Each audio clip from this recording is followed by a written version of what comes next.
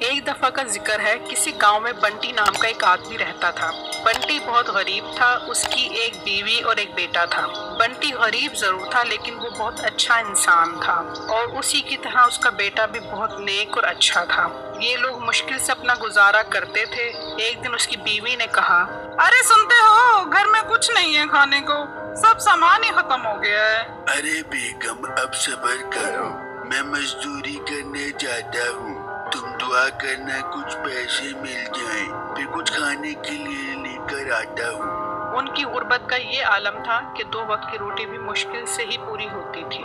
ایک دن بنٹی کا بیٹا گھر سے باہر جا رہا تھا کہ اس کے سامنے ایک بزرگ آدمی آیا اور کہا، بیٹا میں بہت تھکا ہوا ہوں، تھوڑا آرام کرنا چاہتا ہوں، کیا تم میری مدد کر سکتے ہو؟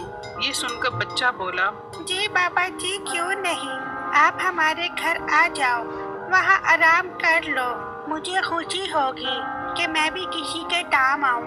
یہ سن کر بزرگ بہت خوش ہوا اور بچے کے ساتھ ان کے گھر آ گیا اور آرام کرنے کے لیے لیٹ گیا۔ وہاں دوسری طرف بنٹی کو کوئی کام نہیں ملا۔ جاؤ بھائی، کوئی کام نہیں ہے، کل آنا۔ بنٹی بہت اداس ہوا اور سوچنے لگا کہ اب گھر کھانے کے لیے کیا لے کر جاؤں، میرے پاس تو پیسے نہیں ہیں۔ وہاں اس کے گھر میں بزرگ نے بیٹے سے کہا، بیٹا تم نے مجھے آرام کرنے کے لیے جگہ دی ہے، اتنے میں بزرگ کی آواز تبدیل ہو گئی، تم ایک نیک بچے ہو، مجھے تمہاری یہ نیکی بہت اچھی لگی ہے، یہ میری لاٹھی اپنے پاس رکھو، تم جو کھانا اس سے مانگو گے وہ تمہیں مل جائے گا۔ بچے نے بزرگ سے وہ لاٹھی لے لی اور پھر بزرگ غائب ہو گیا۔ بچے نے لاٹھی سے کہا، اے لاٹھی، مجھے مرغ پلاؤ چاہیے۔ تو اس کے سامنے مرغ پلاؤ آ گئی۔ بچہ بہت خوش ہوا۔ شام کو جب بنٹی اور اس کی بیوی گھر آئے تو بچے نے انہیں سب کچھ بتا دیا اور لاٹھی سے کہا، اے لاٹھی، مجھے مرغ قورمہ چاہیے۔ یہ کہا تو ان کے سامنے مرغ قورمہ آ گیا۔ سب بہت خوش ہوئے اور قورمہ کھایا۔ ایک چور کھڑکی سے یہ سب کچھ دیکھ رہا تھا۔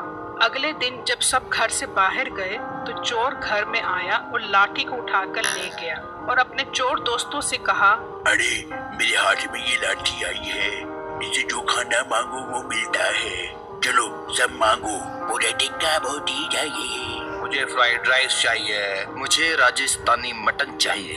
انہوں نے جیسے لاٹھی سے کھانا مانگا تو وہ سب کے سب بندر بن گئے اور لاٹھی واپس اسی بچے کے پاس چلی گئی۔ تو اس کہانی سے بچوں ہمیں یہ سیکھنے کو ملتا ہے کہ کبھی چوری نہیں کرنی چاہیے، اگر چوری کرو گے تو اس کی سزا ضرور ملے گی۔